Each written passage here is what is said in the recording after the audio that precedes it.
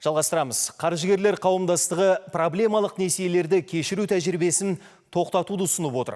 Пайымдарынша заңнан берешегі есептен шығаруға қатысты барлық норманы алып тастаған жөн.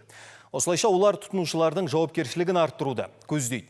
Әрі банктер туралы заң жобасы тек тұтынушылардың ғана емес, қаржы ұйымдарының да құқығын қорғауға тиіс деді қаржыгерлер.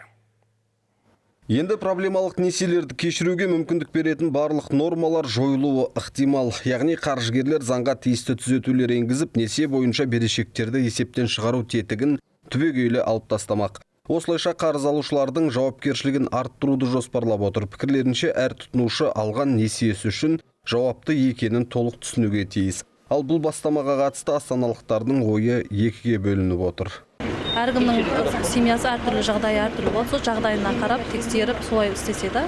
Хотя бы көп балалы аналар, жалғыз басты аналар бар ғой, соларды кешірсе де. Әркім кредит аларда ойлану керек. Мен төлей алам ба, мен төлей алмайым ба, жағдайым қандай болады деп. Әлгі көрпеңе қарай көсілдейді ғой. 9 миллион кредитім бар. Оның кешірілмесе мен қалай оны төлеймін? Алатын пенсиям 100 мың ғана кешірілу керек. Әр қаржыгерлер кейінгі кездері заң көбіне тұтынушылардың ғана құқығын қорғауға бағытталып жатыр деді. Өйткені қазір банк секторына қатысты заңнамалық түзетулер мен талаптар тараптардың талқылауынсыз ақ енгізіледі. Сондықтан аса қажеттілігі болмаса, қаржы ұйымдарының операцияларына араласпауға шақырып отыр.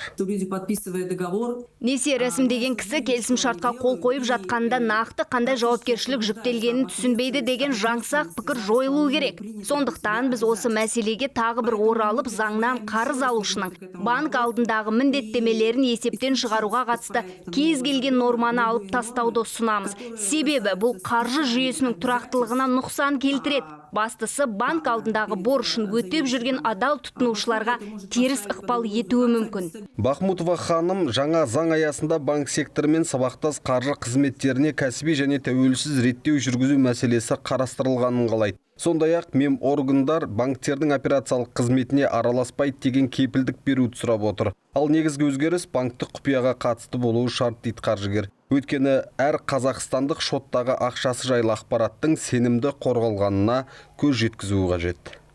Нұрболат Жаңабекұлы, Нұркен Тоқмурзин, Информбюро, Астана.